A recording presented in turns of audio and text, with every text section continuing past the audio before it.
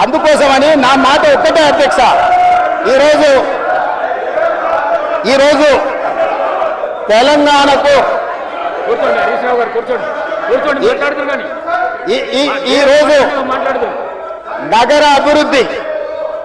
ఈరోజు నగర అభివృద్ధి చేయడం మా బాధ్యత.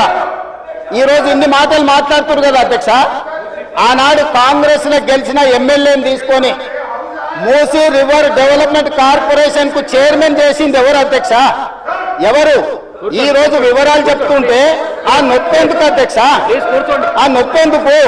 మీరు అనుమతి ఇచ్చిన తర్వాత వాళ్ళెవరు అధ్యక్ష ప్రశ్నించనికే? వాళ్ళెవరు సభ్యులు?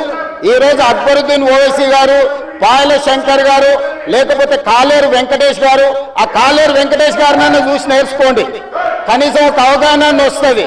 స్పష్టంగా నేను అంబర్పేట పోయినప్పుడు చెప్పిండు, 100% అంబర్పేట శాసనసభ నియోజకవర్గంలో మేము మూసీ నది ప్రక్షాళనకు సహకరిస్తాము, మా పేదలకు అందరికీ మంచి ఇండ్లు కట్టించండి, మా ప్రభుత్వ కార్యాలయాలు కట్టించండి, మా ప్రాంతాన్ని అభివృద్ధి చేయండి, నేనే ముందు భాగాన నిలబడి మూసీ నది ప్రక్షాళనకు సహకరిస్తానని అంబర్పేట ఎమ్మెల్యే కాలేరు వెంకటేశ్వర గారు ముందుకు వచ్చి బహిరంగంగా మైక్లో చెప్పిండు.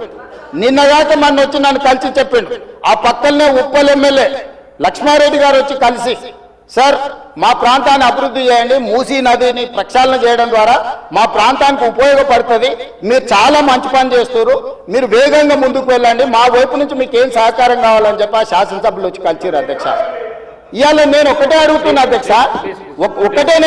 అధ్యక్ష, ఈ రోజు మూసీ నది ప్రక్షాళన చేసుకుంటే నల్గొండ